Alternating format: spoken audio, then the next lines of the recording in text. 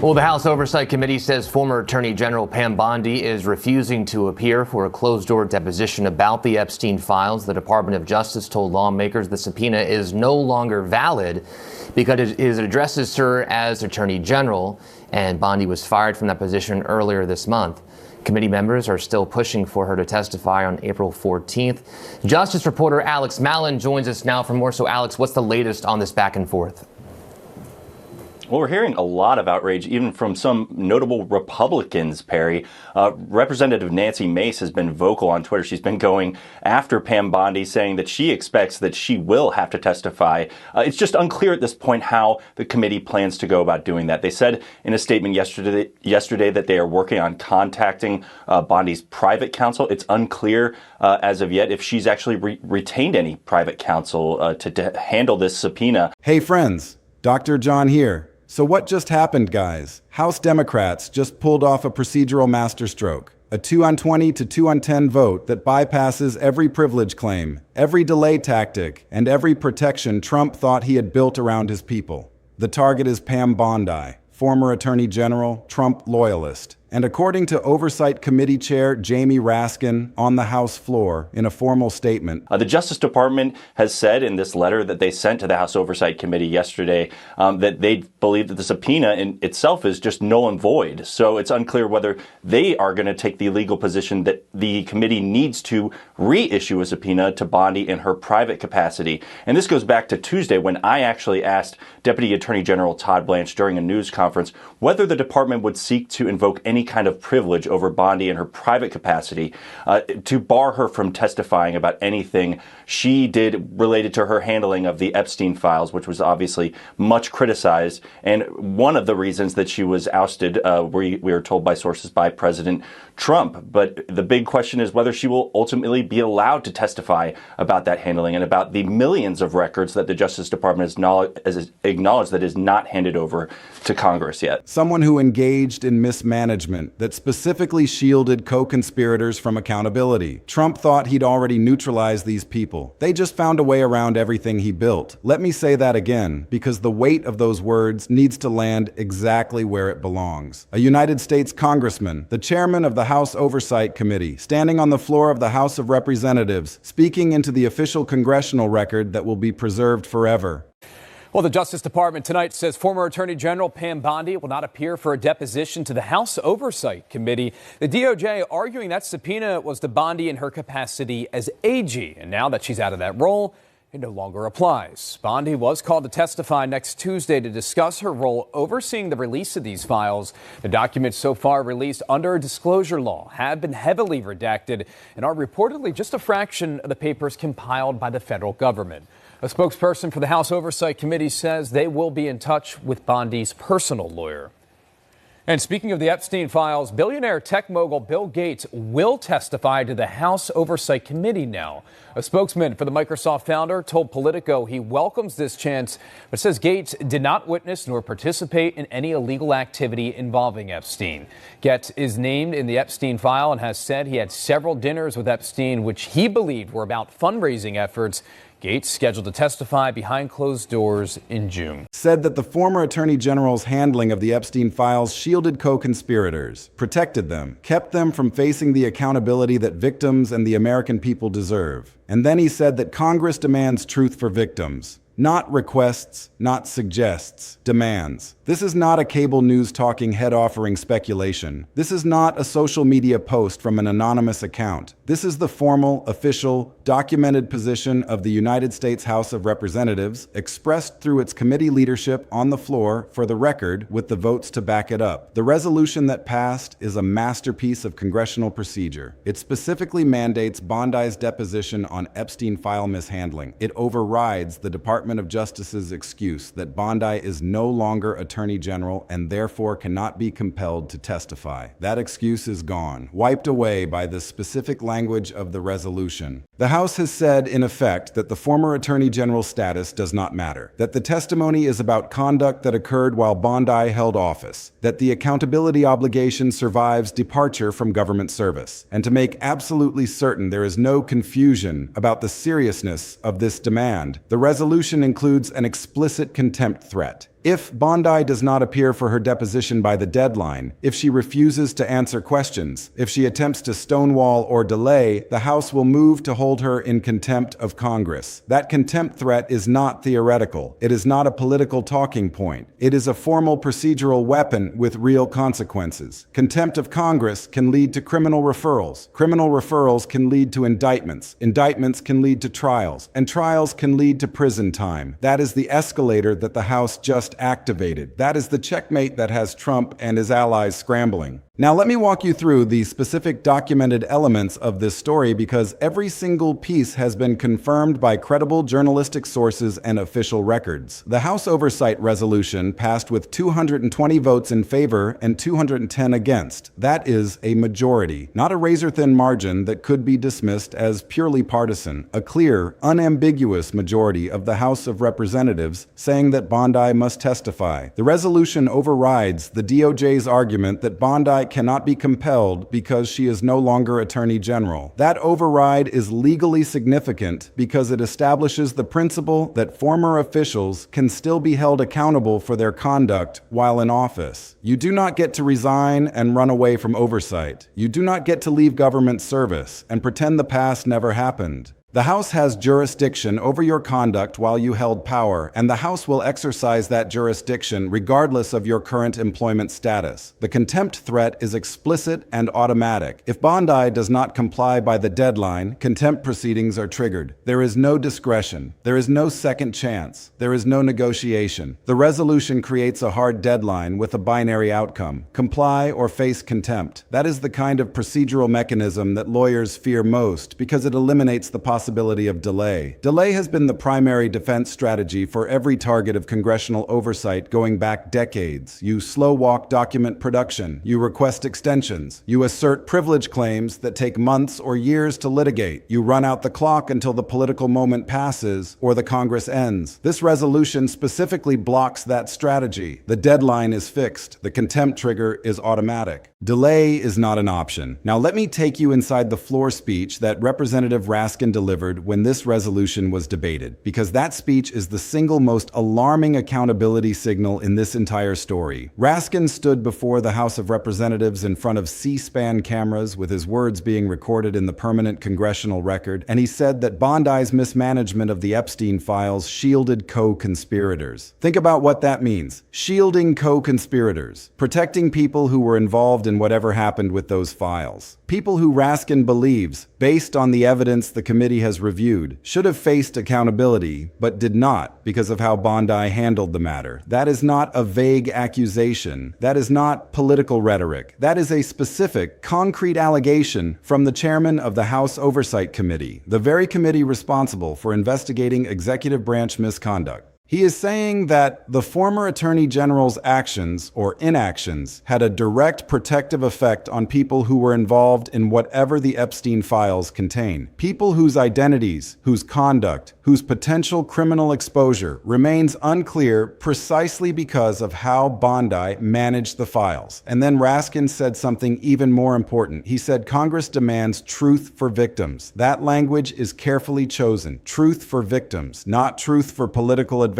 not truth for media attention, truth for the people who were harmed by Jeffrey Epstein and his network, the survivors, the victims, the people who have been waiting for years, decades in some cases, for accountability that never came. Raskin is saying that this deposition, this resolution, this entire procedural battle is ultimately about them, about giving them the truth they have been denied, about finally answering the questions that have haunted the Epstein case since its earliest days. The fact that Raskin said these words on the House floor rather than in a press release or a cable news interview is critically important. Floor statements become part of the permanent congressional record. They can be cited in court proceedings. They can be used in future investigations. They cannot be taken back or walked back without creating an even bigger political problem. Raskin put his reputation, his credibility, and his position on the line by making these statements in the most formal possible setting. That is not something a politician does lightly. That is something someone does does when they are certain of their facts and committed to seeing the process through to its conclusion. Now let me introduce you to the element of this story that makes it truly impossible for Trump to dismiss as a partisan witch hunt. Republican Representative Nancy Mace. She formally backed the deposition resolution. In an official letter, she stated that Bondi undermined Trump on the files. That is a Republican, a Trump supporter by most measures, saying publicly, in writing, that the former Attorney General's handling of the Epstein files was so problematic that it actually hurt the president she served. Mace joined the Democratic push for accountability. She put her name on the side of forcing Bondi to testify. She broke with her party's leadership and with Trump himself to support this resolution. The significance of Mace's backing cannot be overstated. Trump has spent years dismissing every investigation, every subpoena, every oversight effort as a partisan witch hunt. Democrats are out to get me. The deep state is targeting me. It is all political. That framing has worked with his base. It has given Republican members of Congress cover to oppose accountability efforts without having to defend the underlying conduct. They can just say it is all political and move on. But Mace's backing destroys that framing. If this were purely a partisan witch hunt, why would a Republican join it? If Democrats were just trying to harass Trump and his allies, why would a conservative member of Congress who has supported Trump on most issues sign on to the effort? Mace's formal letter stating that Bondi undermined Trump is devastating because it comes from within the president's own political coalition. It cannot be dismissed as opposition research. It cannot be blamed on liberal media bias. It is a Republican, in writing, saying that the handling of the Epstein files was so mishandled that it hurt the president. That is the kind of internal validation that makes accountability efforts credible to independent voters and gives other Republicans permission to break ranks. And how did Trump respond to this? Exactly the way you would expect. He ranted on Truth Social. He called the resolution a damn witch hunt. He tried to dismiss the entire thing as yet another example of Democrats targeting him unfairly. But here is the problem. The witch hunt framing collapses when a Republican is leading the charge alongside Democrats. You cannot claim you are being unfairly targeted by the opposing party when members of your own party are holding the same target. Trump's Truth Social rant did not mention Mace, did not address her letter, did not explain why a Republican would join a witch hunt against her own party's former president. The silence was deafening, and everyone paying attention noticed. The contradiction between Trump's witch hunt claim and Mace's actual documented support for the resolution is the most self-revealing accountability signal in this entire story. It shows that Trump has no answer for the substance of the allegations. He cannot defend Bondi's handling of the files. He cannot explain why a Republican would back the deposition. So he falls back on the familiar rhetoric, the same lines he has used hundreds of times before, hoping his base will not notice that the rhetoric no longer fits the reality. But the reality has changed, and the base is paying attention. Now let me go deeper into the three dimensions of this brutal checkmate move that each deserve careful examination. The first dimension is the procedural masterstroke that bypasses privilege claims. The second dimension is the contempt escalation mechanics that create real consequences for non-compliance. And the third dimension is the Epstein accountability strain effect that compounds multiple accountability pressures into a single devastating convergence. Let me start with the procedural masterstroke because understanding this is essential to understanding why Trump's legal team is so alarmed. The resolution specifically bypasses White House privilege claims through a mechanism that legal experts call personal binding that survives departure. Here is how it works. Executive privilege generally protects communications and deliberations within the executive branch, but that privilege attaches to official conduct, not personal conduct, and it attaches to the office, not the individual. When a former official is being asked to testify about personal actions, about conduct that may have violated the law, about decisions that may have been motivated by personal rather than official considerations, executive privilege is much harder to assert successfully. The resolution is specifically structured to target Bondi's personal testimony rather than official communications. It asks about her handling of the files, her decisions, her management. That is personal in a way that official policy deliberations are not. And because the obligation to testify binds Bondi personally rather than officially, it survives her departure from government service. She cannot hide behind the fact that she is no longer Attorney General. She cannot claim that her testimony would reveal executive branch deliberations because the questions are about her personal actions. The House has constructed a legal framework that strips away the usual defenses and leaves Bondi with no good options. The privilege bypass mechanism is the most alarming institutional accountability signal in this entire story because it demonstrates that Congress has learned from past failures. Previous oversight efforts have been derailed by privilege claims that took years to litigate. By the time courts finally ruled, the political moment had passed, the Congress had changed, and the accountability effort died. This resolution is designed specifically to prevent that outcome. The privilege claims that would normally be asserted are bypassed entirely. The resolution goes around them rather than through them. And that procedural innovation has Trump's legal team scrambling to figure out how to respond.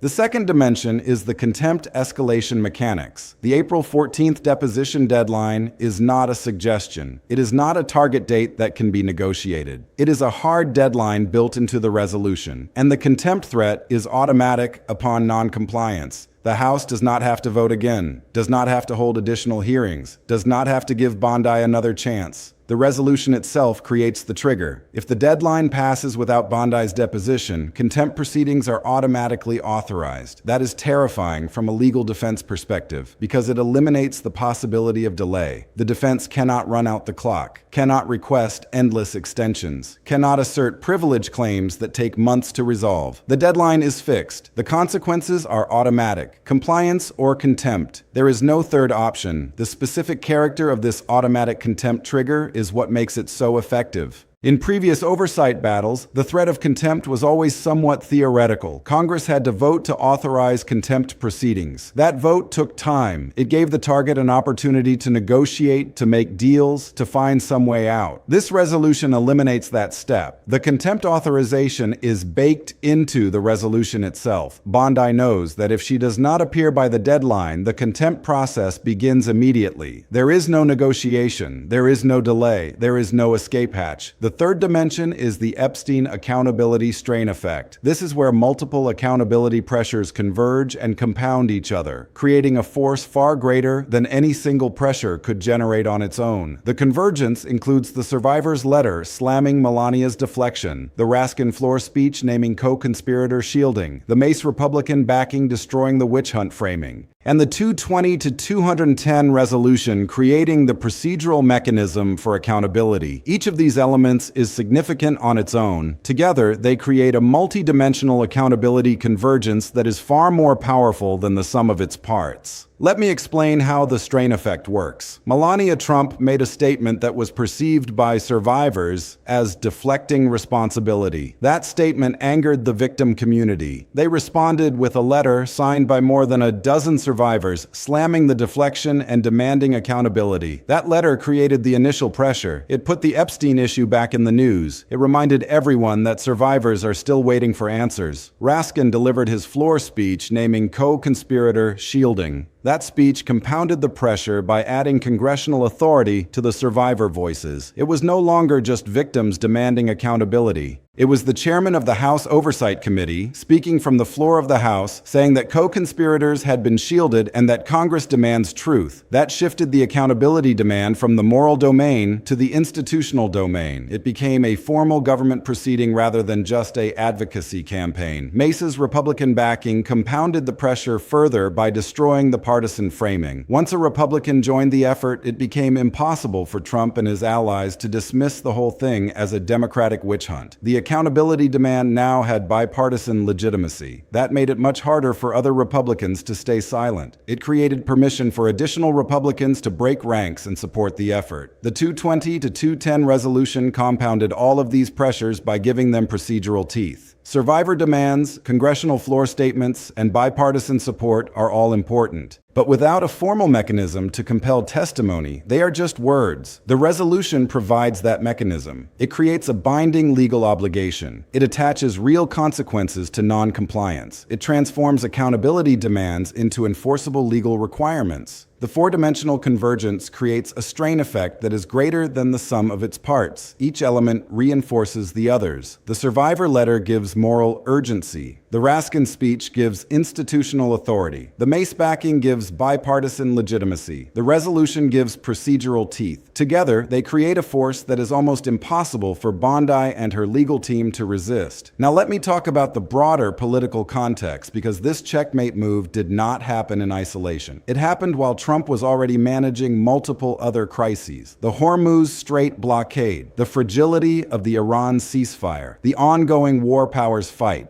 the congressional pressure on multiple fronts. The resolution locks Trump into a defensive crouch at exactly the moment when he can least afford it. He cannot focus all his attention on fighting the Epstein deposition because he is also dealing with international crises. He cannot deploy his full political operation against the House oversight effort because his resources are stretched thin across multiple battlefields. The resolution is a checkmate move precisely because it lands at a moment of maximum vulnerability. The defensive crouch dynamic is critically important. A president under attack on multiple fronts has to prioritize, has to decide which battles to fight and which to concede. The Epstein deposition is not a battle Trump can afford to concede. It goes to the heart of his administration's integrity. It touches on the most damaging scandal to shadow his political circle. It involves his former attorney general. But fighting this battle requires resources, attention, and political capital that Trump also needs for the Hormuz crisis, the Iran negotiations, the war powers fight, and the looming midterm elections. The resolution forces Trump to fight on all fronts simultaneously, and that is a fight he is not equipped to win. The midterm implications are also significant. The corruption narrative is solidifying around Trump and his allies. The Epstein accountability convergence, combined with the signal scandal and the betting scandal, is creating a narrative of systemic corruption that is increasingly difficult to escape. That narrative has electoral consequences. Polling suggests that 15 or more Republican-held House seats could flip if the corruption narrative continues to solidify. That is enough to change control of the House, enough to shift the balance of power in Washington, enough to fundamentally alter the political landscape for the remainder of Trump's political career. The narrative solidifying is more dangerous for Trump than any individual scandal because it changes how voters process information. When voters believe that corruption is systemic, that it is not just one bad actor, but a pattern of conduct, they become more likely to vote against the party associated with that corruption. They stop giving individual candidates the benefit of the doubt. They assume the worst rather than hoping for the best. That is the dynamic that cost Republicans seats in previous election cycles. And it is the dynamic that the Epstein accountability convergence is accelerating. Let me bring this all together into 4 clear points that capture the full significance of what just happened. The House Oversight Resolution passing 220 to 210 is the most formally documented congressional procedural authority signal in the current accountability landscape. It specifically overrides the DOJ's excuse that Bondi is no longer Attorney General. It establishes an April 14th deposition deadline. It includes an automatic contempt threat for non-compliance. And it bypasses White House privilege claims through a personal binding mechanism that survives departure from government service. The majority passage overriding executive excuses is the most alarming feature of this resolution. It demonstrates that Congress has both the authority and the will to compel testimony from former officials regardless of privilege claims or delay tactics. Raskin's floor speech stating that Bondi's mismanagement shielded co-conspirators and that Congress demands truth for victims is the most alarming co-conspirator accountability signal in the entire story. The fact that these words were spoken on the House floor in the permanent congressional record gives them weight that informal commentary could never have. Raskin put his reputation and his position on the line to make these statements. He is not speculating. He is not hypothesizing. He is reporting what the committee has found. And what the committee has found is that co-conspirators were shielded from accountability. Republican Nancy Mace's formal backing of the deposition resolution destroys the witch hunt framing that Trump has relied on for years. Mace stated in an official letter that Bondi undermined Trump on the files. That is a Republican in writing, saying that the handling of the Epstein files was so problematic that it hurt the president. Trump responded by calling the resolution a damn witch hunt on Truth Social. But the witch hunt claim collapses when a Republican is backing the very effort he is trying to dismiss. The own Republican backing element is the most analytically significant dimension of this story because it provides nonpartisan confirmation that the accountability effort is legitimate. The multidimensional Epstein accountability convergence creates a strain effect that is greater than the sum of its parts. The survivor letter gives moral urgency. The Raskin floor speech gives institutional authority. The Mace backing gives bipartisan legitimacy. The 220 to 210 resolution gives procedural teeth. Together, these four dimensions compound each other to create an accountability force that is almost impossible to resist. The convergence locks Trump into a defensive crouch at a moment when he is already managing multiple other crises, including the Hormuz blockade and the Iran ceasefire fragility. And the corruption narrative solidifying through this convergence suggests that 15 or more Republican-held House seats could flip in the upcoming midterm elections. Here is what we need to watch as this story continues to develop. Watch the April 14th deposition deadline for any signals about whether Bondi will comply or refuse. If she complies, the testimony itself becomes the next battleground. What will she say? What will she reveal? What questions will she refuse to answer? If she refuses, the contempt proceedings begin immediately, creating a constitutional confrontation between Congress and a former executive branch official. Watch for any White House court challenge to the personal binding resolution. If Trump's legal team files suit, the privilege claims will be tested in court. The outcome of that litigation will determine whether the procedural masterstroke holds up or gets overturned. Watch for any additional Republican members joining Mace in supporting the accountability effort. The current baseline is one Republican. If that expands to 2, 3, or more, the bipartisan coalition grows and the political pressure intensifies. Watch for Raskin's follow-up activity. The floor speech was a statement of intent. The next step is action. Hearings, additional subpoenas, public testimony. The floor speech laid out the accountability assessment.